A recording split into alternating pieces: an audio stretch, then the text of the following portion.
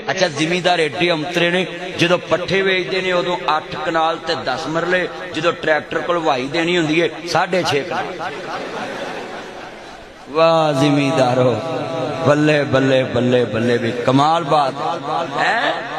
हैं जी है ना ते हजो मेरे वाल करिया जे ध्यान देखो ट्रैक्टर वाला भी फिर बेईमाना दा आई जी हुंदा है वो नुकरां चाण के हल्लां थल्ले लाउंदा है धूं कढाउंदा है अगे जाके फिर लीवर चुक दिंदा है वो 4 चफेरे ते पैली चंगी विच पाड़ा ही नहीं मुकदा।